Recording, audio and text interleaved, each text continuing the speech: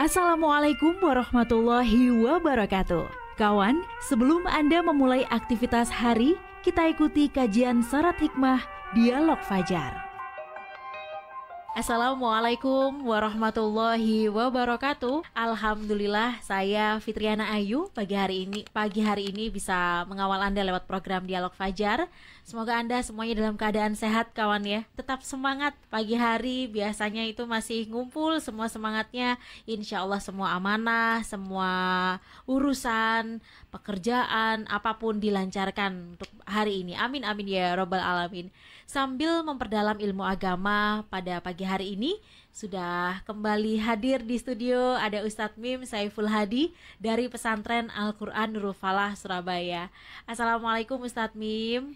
Waalaikumsalam warahmatullahi wabarakatuh. Alhamdulillah, ketemu lagi tidak bosan Ustadz. Sehat Ustadz ya? Insya Allah, alhamdulillah sehat luar biasa, semangat. Allahu Akbar. Allahu Akbar. Karena saya selalu bahagia kalau udah waktunya belajar ilmu agama gitu Ustadz ya.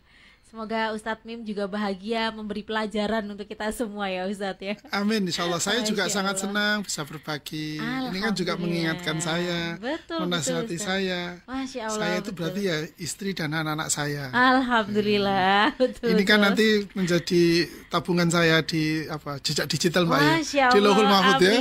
Amin amin ya robbal alamin. Tahu nanti anak-anak saya buka file-filenya SS gitu loh. Ini bapakku biar tahu ngomong ini. Allahu Akbar. Betapa bangganya ya Ustadz ya. Alhamdulillah ya, semoga itu ini bagian dari sodakoh ilmu gitu ya Ustadz ya. Insya Allah begitulah. Niatnya begitulah. Iya. Pokoknya saya jadi keinget yang kemarin Ustadz. Loh ya, masih ada yang kemarin terus ini pokoknya. Saya senang berarti. Begitu ya Ustadz. Bayi mengingat ya? Dan membawa ke dalam mimpi berarti. Masya Allah, betul loh Ustadz. Ya bagaimana Ustadz, bukankah bahagia itu gimana ya Ustadz ya? Kita wujudkan gitu, apalagi berumah tangga, niru Rasul lagi. Masya Allah. Kemarin itu kan bahagia lewat sodakoh ya Ustadz ya. Dari yang dilakukan istrinya Zainab begitu ya Ustadz Mim ya? Iya, iya.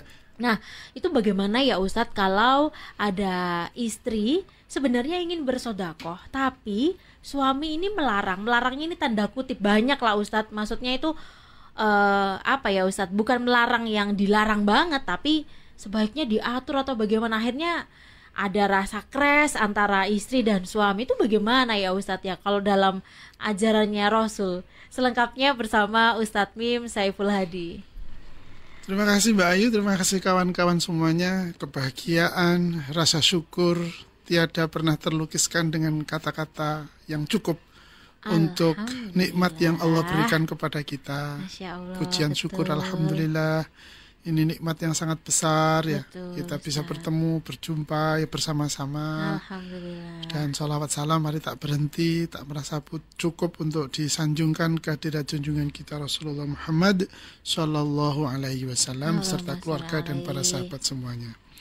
Iya, ngono iku yo Mbak Ayu, biasalah, sama lah ya di dalam gitu hidup berumah tangga sebenarnya ya biasa, gitu itu biasa. Cuman sekali lagi saya harus kembali kepada yang pertama dulu kan Mbak Ayu, bahwa setiap ikatan pernikahan kita ikatkan dengan iman.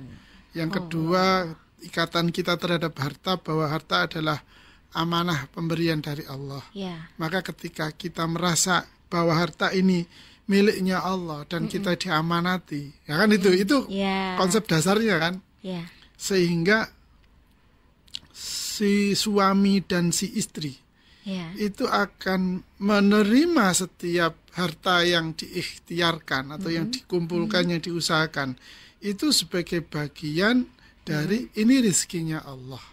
Rizkinya Allah yang diamanatkan, yang diberikan kepada kita. Kan itu. Itu kan kata kunci yang penting dulu. Betul. Sehingga untuk membahagiakan rumah tangga agar rizkinya Allah ini menjadi sumber kebahagiaan kita, ya harus dialirkan gitu ya, harus ditasarufkan, harus disedekahkan agar mengalir lah. Setiap yang mengalir kan menimbulkan kemanfaatan. Kebermanfaatan ini akan kembali kepada keluarga kita, rumah tangga kita. Nah, kalau sampai ada istri yang berhati lapang ya. Kemudian panjang tangan tadi. Panjang tangan maksudnya senang bersedekah ya. Iya.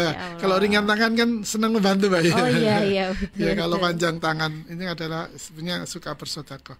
Ya. Sesungguhnya wahai suami, Anda telah mendapatkan bidadari surga di dunia. Masya Allah. Kan ngono mestine ya. Iya, harusnya ya Ustaz. Iya. Mbak, kapan-kapan temono aku ya, Mbak. Masya Allah. Tak marahi, tak omongan, tak kandhanane. Saya kasih tahu, Anda telah diberi Allah bidadari di dunia. Ya Allah. Kenapa? Ini suami istri membahagiakan Anda, menjaga Anda, karena sedekah itu kan sebagaimana Rasul sabdakan kan tadfa'ul bala atau taf'ul bala kan itu ya. Tudfi'ul bala atau taf'ul bala. Kan menolak bala, melindungi kita dari bala kan itu. Wong loro disedekoi iso sehat kan itu. Betul. Orang dalam bahaya disedekoi bisa selamat kan gitu. Betul. Kita punya hajat disedekoi, hajatnya bisa dikabulkan oleh Allah. Jadi apa ruginya kan itu? Ya. Apa ruginya? Aduh Ustadz, ini loh untuk ini masih belum kok sudah dipegang sedekah. Misalnya gitu kan ya. Loh, justru di sedekah itulah yang akan memudahkan urusan-urusan kita berikutnya. Sekali lagi berikutnya. Jadi sederhana sebetulnya rumusnya. Karena harta ini miliknya Allah, kita kembalikan kepada Allah. Nanti urusan kita akan diurus oleh Allah, diselesaikan dengan penyelesaian yang lebih baik lagi. Wong urusan itu juga rezeki kita kan? Allah memberi kita urusan kan? Allah yang memberi kita urusan. Maka ya kita kembalikan pada urusannya kepada Allah. Dan dijamin kan juga oleh Allah, barang siapa kan itu, ini hadis Rasul yang lain, barang siapa yang menanggung urusan saudaranya, menyelesaikan urusan saudaranya, maka Allah yang akan menyelesaikan urusannya. Lo kan gitu. Jadi wahai suami yang diadukan oleh Mbak Ayu. Ya Allah. Ini teman-teman gatekeeper juga pada senyum nih Mbak ya. Aku juga suami loh, jangan-jangan aku yang diadukan Mbak Ayu. Iya, langsung ngecek kemarin aku melarang nggak ya gitu. Aku jadi tahu nih Ayu. Iya. Ya Allah. Wahai para suami yang punya istri atau istrinya yang begitu lapang dadanya ya, begitu ringan, begitu murah, begitu panjang tangannya, bersyukurlah karena dia sedang menjaga kita, dia sedang menjaga rizki kita, rizki kebahagiaan, rizki anak, rizki pertemanan, rizki pekerjaan, dan semuanya. Itu akan dijaga oleh Allah, akan diatur oleh Allah, akan diberikan kelipatan pahala, keuntungan oleh Allah, karena istri kita begitu murah untuk bersedekah. Kan gitu. Kita balik. Sekali lagi, kalau hitung-hitungannya, misalnya gaji saya ini 100 juta, misalnya gitu ya. Buat contoh yang gede sekali Mbak Ayu kan ya 100 juta ya Allah, kan itu ya. Amin ya gaji Allah. saya atau penghasilan saya 100 juta.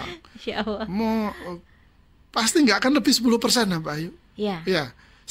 Loman-lomannya uang gitu kan ya. Sedermawan-dermawannya orang itu. Kira-kira 10% itu sudah banyak loh Mbak Ayu. Sudah banyak loh dari harta kita. Maka dari itu tidaklah akan menjadi miskin, saya katakan. Saya ulangi, tidaklah akan menjadi miskin. Orang itu senang bersedekah. Berapapun besarnya, berapapun seringnya. Nggak ada ceritanya kok. Yakin nggak ada ceritanya. Orang yang senang bersedekah ini menjadi miskin. Bahkan kalau kita lihat, kita baca di beberapa podcast, di beberapa cerita itu justru mereka banyak bersedekah itu menjadi kaya kan. Malah dibalik kan itu ya. Malah dibalik karena janjinya Allah juga begitu. Barang saya bersedekah dijauhkan dari bala tadi sebagaimana yang saya sampaikan di awal. Yang kedua akan dilipat gandakan rezekinya. Itu jaminan dari Allah. Maka dari itu yakini gitu. Justru sekali lagi harus bersyukur.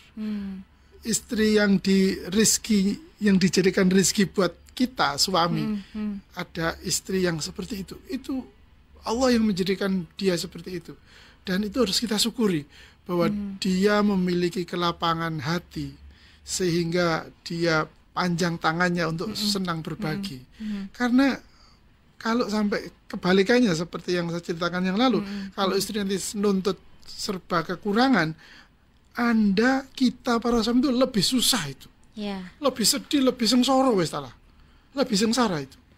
Maka dari itu kalau ada istri itu yang lapang, murah hati gitu ya, panjang tangan, suka memberi, bersyukurlah. Nangislah kepada Allah, ya Allah terima kasih Engkau karuniakan kepadaku istri yang murah bersedekah. Ya Allah. Dari sedekahnya ini ya Allah lindungilah keluargaku dari segala keburukan. Lindungilah hartaku dari segala kebangkrutan. Lindungilah pertemananku dari segala fitnah yang menjerumuskan. Kan gitu. Nangis wes, ayo para suami. Kalau istrinya itu berlapang dada seperti itu, ayo kita nangis pada Allah sebagai bentuk syukur kita. Sekaligus kita melawan nafsu ya. Biasanya kan gitu, nafsunya bodoh. Tak lo dak mau dikesot aku bojomu misalnya gitu ya. Itu kan nafsu kita yang merusak kita ya. Sehingga ayo pokoknya doa seperti yang saya contohkan tadi itu. Bahasa Jawa lah. Kalau nggak bisa bahasa Indonesia silakan. Demi apa? Untuk memerangi hawa nafsu kita, mensyukuri Allah mengkaruniakan kepada kita seorang istri yang seperti itu. Masya Allah. Alhamdulillah. Lanjut Ustadz. Oh lanjut? Iya, Masya Allah. Masih ada waktu kan? Masih Ustadz, Masya Allah. Sebegitunya Ustadz ya, sodakoh. Iya, sodakoh itu sampai segitu. Nah, kemudian yang ketiga ini adalah apa ya istilah? Ini pakai istilah saya saja ya, egois. Ya, pakai egois. Ini ada sebuah kisah, ada sebuah tentu sebuah hadis Rasulullah ya. Dari Al-Aswad radhiyallahu an, berikut ini dia meriwayatkan. Sa'altu Aisyah, aku bertanya kepada Aisyah. Maka Nabi sallallahu alaihi wasallam yasna'u fi ahli. Apa yang dikerjakan oleh Rasulullah sallallahu alaihi wasallam di rumahnya? Qalat, berkata Aisyah, kana fi mihnati ahli fa idza hadaratis shalah qama ila shalah. Aisyah berkata, beliau di rumah itu, ketika di rumah, beliau membantu menyelesaikan pekerjaan rumah tangga. Menyelesaikan pekerjaan rumah tangga. Apa saja Mbak pekerjaan rumah tangga itu? Menurut Mbak Ayu ini. Ustaz. Apa pekerjaan rumah tangga. Apa yo? Yang dikerjakan di rumah. Ibu rumah tangga itu apa yang dipekerjakan? Masak, mencuci, mendidik anak. Cuci piring, gitu ya. Iya betul. Beragam ya Ustaz ya. Membersihkan rumah, merapikan dan sebagainya kan itu ya. Betul. Itu beliau Sayyidah Aisyah berkata, beliau membantu menyelesaikan pekerjaan rumah tangga. Ini Nabi loh ya. Nabi yang mulia. Ketika di rumah beliau membantu menyelesaikan pekerjaan rumah tangga. Jadi misalnya nenek Indonesia itu ya milu korah-korah gitu loh Mbak. Ikut nyuci baju gitu ya. Ikut nyetrika juga barangkali. Nah, zaman ben kan kuno setrika ya. Iya. Tapi intinya kan pekerjaan rumah tangga apapun lah ya. Ya nyapu, ya ngepel misalnya kan gitu ya. Maka apabila telah masuk waktu sholat, beliau keluar untuk sholat. Hadis riwayat Bukhari. Jadi ya begitulah Rasulullah. Jadi nggak ada pekerjaan bojo, urusanmu, konco takok aja itu ya.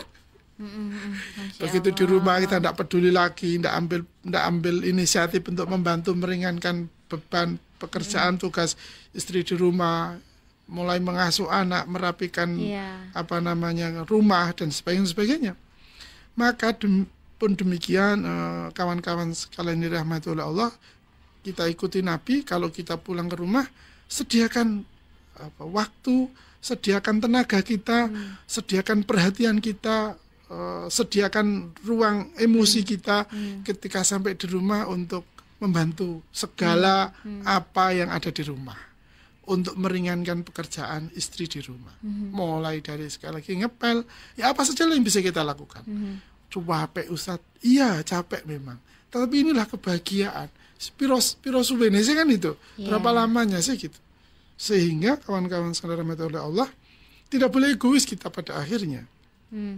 Untuk menjadikan hubungan kita dengan istri menjadi hubungan yang benar-benar sebagaimana saya ceritakan di awal-awal dulu, bagaimana Rasulullah melekat sekali cintanya bersama Sayyidah Khadijah.